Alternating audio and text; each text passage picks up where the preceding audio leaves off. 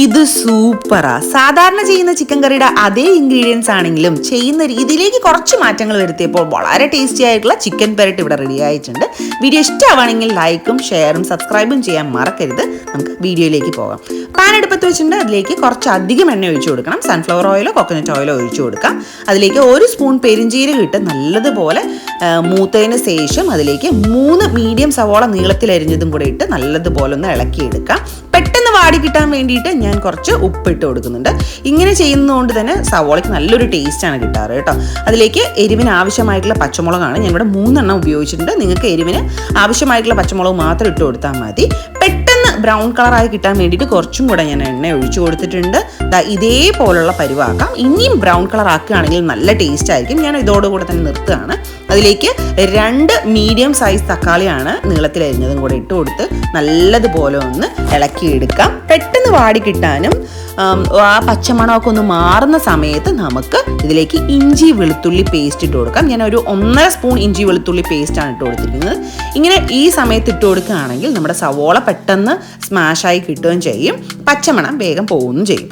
Okay, അപ്പം നല്ലതുപോലെ ഇളക്കി എടുത്തതിന് ശേഷം നമ്മൾ ഇതിനകത്തേക്ക് മെയിൻ ഇൻഗ്രീഡിയൻ്റ് ആയിട്ടുള്ള ചിക്കനാണ് ആഡ് ചെയ്ത് കൊടുക്കാൻ പോകുന്നത്. ഞാനിവിടെ ഒരു മുഴുവനായിട്ടുള്ള കോഴി നമ്മൾ തന്നെ കട്ട് ചെയ്തെടുക്കുകയാണ്. നിങ്ങൾക്കറിയാമല്ലോ, ഇവിടെ നമുക്ക് ഫുള്ളായിട്ടുള്ള ഒരു കോഴിയാണ് കിട്ടാറ്. അപ്പം അത് ഞാൻ തന്നെ കട്ട് ചെയ്തതാണ്. അപ്പം അതുകൊണ്ടാണ് ഇങ്ങനെയുള്ള ഷേപ്പുകളൊക്കെ കാണുന്നത്. നമ്മുടെ സാധാരണ കത്തി ഉപയോഗിച്ചിട്ടാണ് ഞാൻ കട്ട് ചെയ്തെടുത്തിരിക്കുന്നത്. ഇപ്പം പറ്റാവുന്ന രീതിക്കൊക്കെ ഞാൻ കട്ട് ചെയ്തെടുത്തിട്ടുണ്ട്. നിങ്ങൾക്ക് ഫ്ലഷ് പീസാണ് ആവശ്യമുള്ളെങ്കിൽ അത് മാത്രം ഇട്ട് കൊടുത്തിട്ട് ഒന്ന് ഇളക്കിയെടുക്കുക കേട്ടോ. അപ്പോൾ എല്ലാ ഭാഗത്തും സവോളയും തക്കാളിയും ഇഞ്ചി വെളുത്തുള്ളി പേസ്റ്റും ഒക്കെ യോജിച്ച് കിട്ടുന്ന രീതിക്ക് ഒന്ന് ഇളക്കിയെടുക്കുക. ചിക്കൻ്റെ ആ കളറൊന്ന് ചേഞ്ച് ആവുന്ന സമയത്ത് നമുക്ക് അതിലേക്ക് പൊടികൾ ആഡ് ചെയ്യാം. ഒരുപാട് പൊടികളൊന്നും ആഡ് ചെയ്യുന്നില്ല. മഞ്ഞൾപ്പൊടി, മല്ലിപ്പൊടി, മുളക് പൊടി, ഗരം മസാല ഇത്രയാണ് ആഡ് ചെയ്യുന്നത് കേട്ടോ. അപ്പോൾ 1 സ്പൂണ് മഞ്ഞൾപ്പൊടി ഇട്ടിട്ടുണ്ട്. 2 സ്പൂൺ മല്ലിപ്പൊടിയാണ് ഇട്ട് കൊടുത്തിരിക്കുന്നത്. പിന്നെ 1 സ്പൂൺ കാശ്മീരി മുളക് പൊടി ഇട്ടിട്ടുണ്ട്. ഒരു 1/2 സ്പൂണ് അളവിൽ എരിവിന് ആവശ്യമായിട്ടുള്ള സാധാരണ മുളക് പൊടി ഇട്ട് കൊടുത്തിട്ടുണ്ട്. പിന്നെ ഗരം മസാലയാണ് ആഡ് ചെയ്ത് കൊടുക്കുന്നത്. ഒരു 1/2 സ്പൂൺ മുതൽ 1/4 സ്പൂൺ വരെ ഗരം മസാല ഇട്ടാൽ മതി. എന്നിട്ട് നല്ലതുപോലെ ഇളക്കി യോജിപ്പിച്ചെടുക്കണം കേട്ടോ. എരിവിന് ആവശ്യമായിട്ടുള്ള മുളക് പൊടി ഇട്ട് കൊടുക്കാം.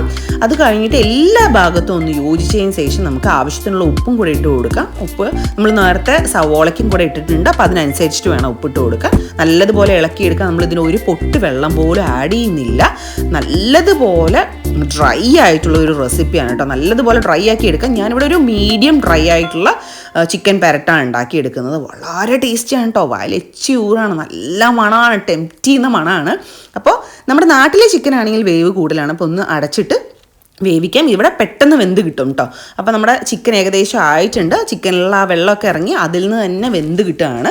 ലാസ്റ്റ് ഇറക്കുന്നതിന് മുമ്പ് ഞാൻ കുറച്ച് കുരുമുളക് പൊടി ഇട്ട് കൊടുക്കുന്നുണ്ട്. നിങ്ങളുടെ എരിവിന് ആവശ്യമായിട്ടുള്ള കുരുമുളക് പൊടി ഇട്ട് കൊടുക്കുക. അതേപോലെ തന്നെ 1 സ്പൂൺ പച്ച വെളിച്ചെണ്ണയാണ്. ഇവിടെ ഫ്രോസൺ ആയതുകൊണ്ടാണ് കേട്ടോ ഞാനിങ്ങനെ ബുദ്ധിമുട്ടി ഇട്ട് കൊടുക്കുന്നത്. അപ്പോൾ ഇട്ടിട്ട് ഒന്ന് നല്ലതുപോലെ ഇളക്കിയിടുക. ഈ സമയത്ത് നിങ്ങൾക്ക് ഫ്രഷ് കറിവേപ്പില ഉണ്ടെങ്കിൽ ഇട്ട് കൊടുത്തു കഴിഞ്ഞാൽ വാവ് ഉഗ്രം മണമായിരിക്കും കേട്ടോ. പക്ഷേ ഞാനിവിടെ ഡ്രൈ ആയിട്ടുള്ള കറിവേപ്പില ആയത് കാരണം ഞാനത് ഇട്ടില്ല. അതിന് പകരം ഞാൻ കുറച്ച് മല്ലിയില ഇട്ടിട്ടുണ്ട്. മല്ലിയില വേണമെങ്കിലും പുതിനയില വേണമെങ്കിലും ഇടാം കേട്ടോ. ഇതൊന്നും ഇല്ലാതെ തന്നെ നമുക്ക് കറിവേപ്പിലയും മല്ലിയിലയും പുതിനയിലയും ഒന്നും ഇല്ലാതെ തന്നെ ഈ ചിക്കൻ പെരട്ട് ഉണ്ടാക്കിയെടുക്കാൻ വളരെ ടേസ്റ്റിയാണ്. ഒന്നും പറയാനില്ല. അപ്പോൾ നമുക്ക് കുറച്ച് മല്ലിയിലയും കൂടെ ഇട്ടിട്ട് നമുക്ക് അടച്ചിട്ട് സെർവിങ് ബൗളിലേക്ക് മാറ്റാം. വളരെ ടേസ്റ്റിയാണ്. ട്രൈ ചെയ്ത് നോക്കിയിട്ട് ഫീഡ്ബാക്ക്സ് എന്താണെന്ന് പറയാൻ മറക്കരുത്. അപ്പോൾ ഞാനിതാ സെർവിങ് ബൗളിലേക്ക് മാറ്റാണ്. ഇന്ന് ഞാൻ ജീര റൈസിൻ്റെ കൂടെയാണ് ടേസ്റ്റ് ചെയ്യാൻ പോകുന്നത്. നിങ്ങൾക്ക് ചപ്പാത്തി, ദോശ, ഇഡ്ഡലി, പൂരി എന്തിൻ്റെ കൂടെയും പറ്റുന്ന ഒരു അടിപൊളി കോംബോ ആണ് കേട്ടോ. ട്രൈ ചെയ്ത് നോക്കിയിട്ട് പറയാം. അപ്പം ഞാൻ ഇതാ ഇപ്പോൾ ട്രൈ ചെയ്യാൻ പോവുകയാണ്. നിങ്ങൾക്ക് വായിൽ വെള്ളം ഊറുന്നുണ്ടെന്നറിയാം. കഴിച്ച് നോക്കിയിട്ട് പറയാം കേട്ടോ. വാവ്, സൂപ്പർബായിട്ടുണ്ട്. ഒരു വായ കൊണ്ടൊന്നും നിർത്താൻ പറ്റില്ല. നമുക്ക് വീണ്ടും വീണ്ടും കഴിച്ചുകൊണ്ടേയിരിക്കാം.